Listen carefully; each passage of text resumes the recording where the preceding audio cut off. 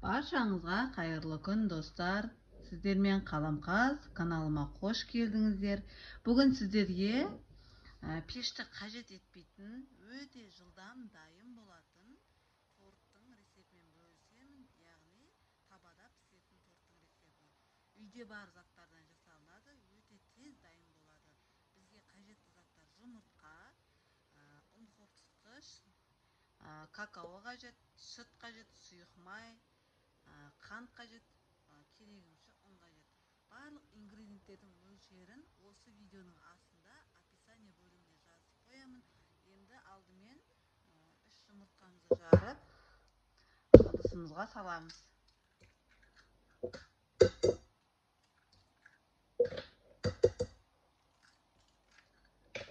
Үстіне қантымызды саламыз.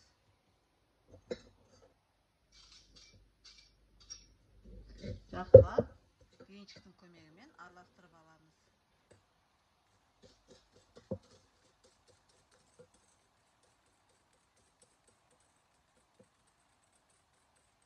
Қантымыз ергенше араластырамыз.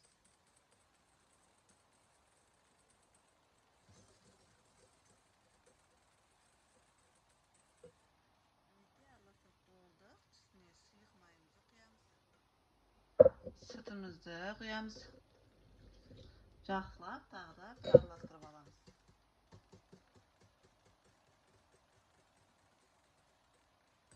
Құрғақ массамыздың үстіне, яғни ұнымыздың үстіне қамыр қопсытқышымызды саламыз. Яғни менде 10 грамм. Барлығын қосамыз. Және де 3 шай қасық какао қосамыз.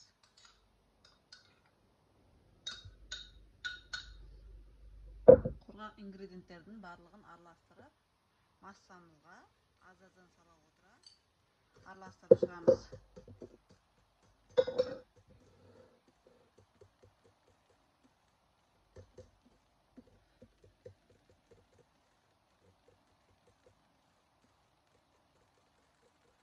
Арасында түйіршіктер болмауы қажет. Бір келкі масса болғанша араластырып аламыз.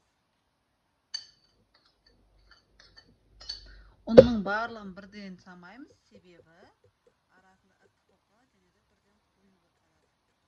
Сондықтан аз-аздан ала отыра араластырамыз.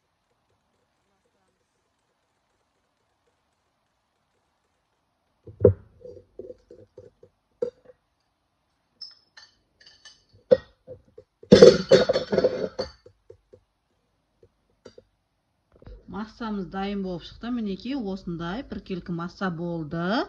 Қызып тұрған табамызда корждарымызды пісіріп аламыз.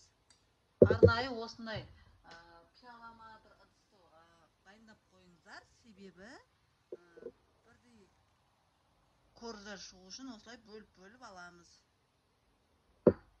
Мінекей осылай өлшеп табамызға құйып пісіріп аламыз. Мінекей табамыз қызды. Қызып тұрған табамыздың үстін кішкене майлап аламыз. Осылай құйып аламыз сұйықтығымызды.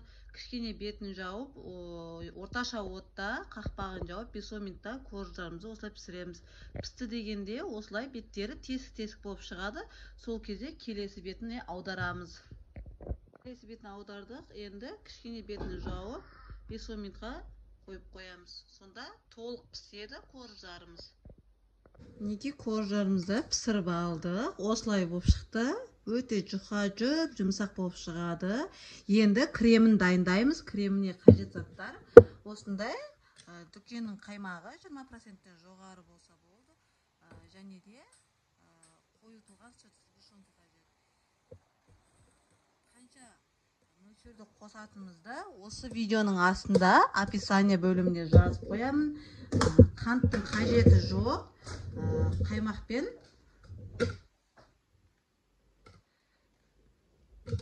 қойытылған сүттен жасаймыз кремін.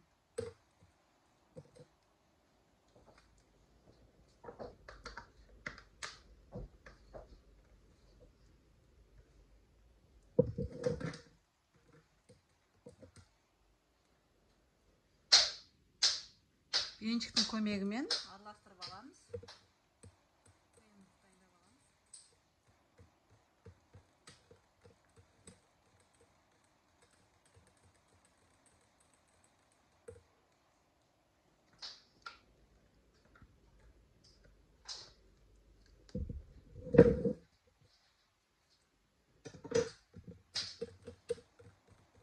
Kremimiz dayım bo'ldi. Mineki endi qo'rlarimizni shunday kalchonun ko'magimen bарлığını birday qilib kesib olamiz. Chet-chetin birday bo'lishi uchun.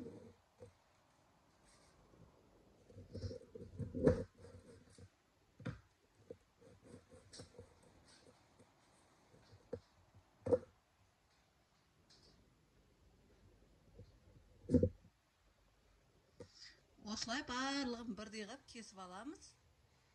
Яғни формаға жинағандықтан бәрі біркелкі формада болу қажет.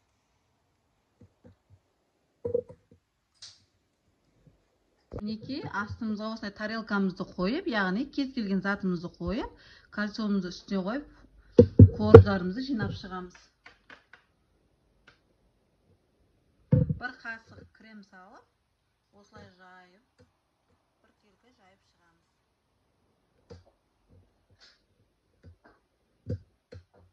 Мінекей келесі қуырды қойып, барлығын осылай видеода көріп тұрғандарыңыздай жинап шығамыз.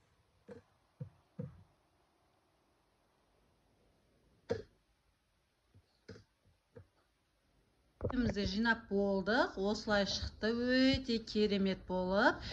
Бетін мен осындай малинамен әсемдеп қойдым. Кез келген жеміс-жидекпен әсемдеуге болады.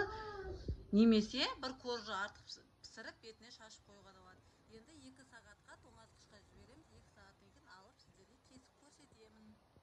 Мінекей тортымыз дайын болып шықты. 2 сағат тоңазытқышта ұстадық. Өте керемет болып шықты. Кесіп көрейік мінекей.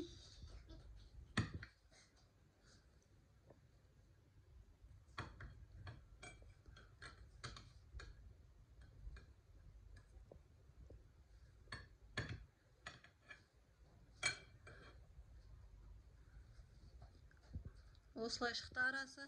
Мінекей тортымыздың арасы осылай шықты. Өте тез дайын болатын торт. Жасап көруге кеңес берем сіздерге. Видеоны соңлайдың көргендеріңізге рахмет. Сіздермен болған қаламқа. Каналыма тіркелуді ұмытпаңыздар. Күнделікті жаңа рецепт шығады каналымда. Жанындағы қоңыраушаны басып қойыңдар. Мінекей өте нәзік. Осылай шықты. Сіздерге рахмет.